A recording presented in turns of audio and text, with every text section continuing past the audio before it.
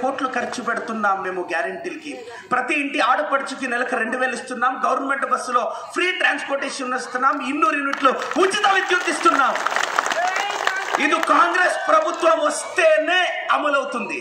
అక్కడ నేను ఒక తల్లి తండ్రి లేని కుర్రోడిని, ఒక బీసీ కుర్రోడిని, ఒక మున్నూరు కాపు కుర్రోడిని. నాకు తల్లి తండ్రి లేదక్క. కాంగ్రెస్ పార్టీ నన్ను పిలిచింది, రా బాబు నీ కమ్యూనిటీలో నిల్చో అని. కాంగ్రెస్ పార్టీ నాకు టికెట్ ఇచ్చింది. కాంగ్రెస్ పార్టీ 22 రోజుల్లో నన్ను ఎమ్మెల్యే చేసింది అక్క.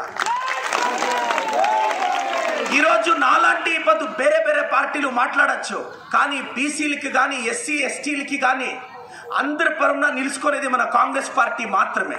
నేను అందరినీ అడుగుతున్నాను, దయచేసి ఈ తూరు ఒక్క అవకాశం మా కాంగ్రెస్ పార్టీకి ఇవ్వండి, మా సునీల్ అన్న గారికి ఇవ్వండి.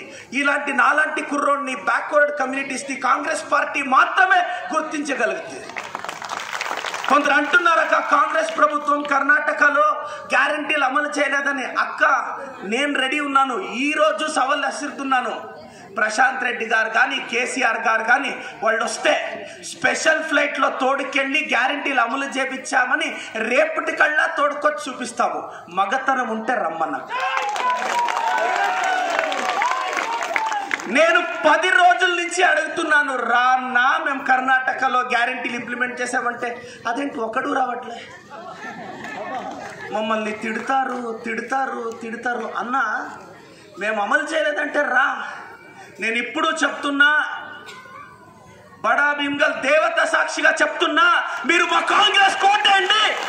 మేము గ్యారంటీల్ని 100 రోజుల్లో అమలు చేస్తాం. అక్క మీకు ట్రాన్స్పోర్టేషన్ ఫ్రీ అక్క. బస్ ఎక్కితే టికెట్ అవసరంలే. 2,500 వస్తుంది అక్క. బిడ్డల్ని సాకేదానికి ఇంకేంటి కావాలక్క?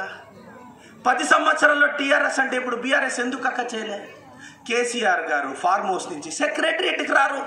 ఇంకెలా చేసేక అవుతుందక్క? బండ బూతులు తిడతారేమన్నా మాట్లాడితే, కేసులు పెడతారు. ఏమి దిగులు పడితే దిగులు పడిపోతామా?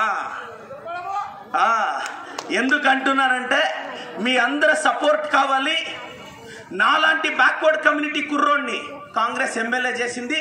మన సునీల్ అన్న గారిని మీరు గెలిపించాలి. 4వ నంబర్ అక్క, సీరియల్ నంబర్ ఎంతకా?